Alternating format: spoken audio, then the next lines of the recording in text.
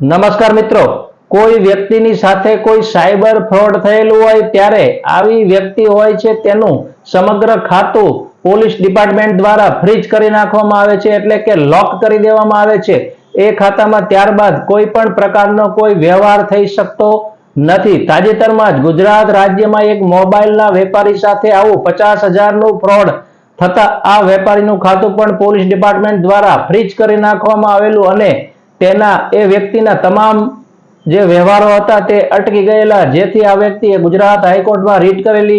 હાઈકોર્ટમાં રીટ થતા હાઈકોર્ટ દ્વારા એવો આદેશ આપવામાં આવેલો ડિપાર્ટમેન્ટને કે આ વ્યક્તિની ખાતામાં જે 50,000 રૂપિયાનું ફ્રોડ થયેલું છે તે 50,000 રૂપિયા જ બ્લોક કરો, તેથી વધારે કોઈ પણ રકમ આ ખાતામાં પોલીસ ડિપાર્ટમેન્ટ દ્વારા બ્લોક કરવી નહીં। એટલે કે આ વ્યક્તિનું જે એકાઉન્ટ ફ્રીઝ કરેલું છે એ ફ્રીઝ કરેલું એકાઉન્ટ તાત્કાલિક ખોલી નાખવામાં આવે, ફક્ત 50,000 રૂપિયા જ તેના બ્લોક કરવામાં આવે અથવા તો ફ્રીઝ કરવામાં આવે। આમ રાજ્યમાં હવે કોઈ પણ વ્યક્તિ સાથે આવો ફ્રોડ થશે તો તેનું તમામ એટલે કે આખું એકાઉન્ટ બ્લોક ફ્રીઝ નહીં કરવામાં આવે, પણ જેટલી રકમનું ફ્રોડ થયેલી હશે તેટલી રકમ જ ફ્રીઝ કરવામાં આવશે। નમસ્કાર, આભાર।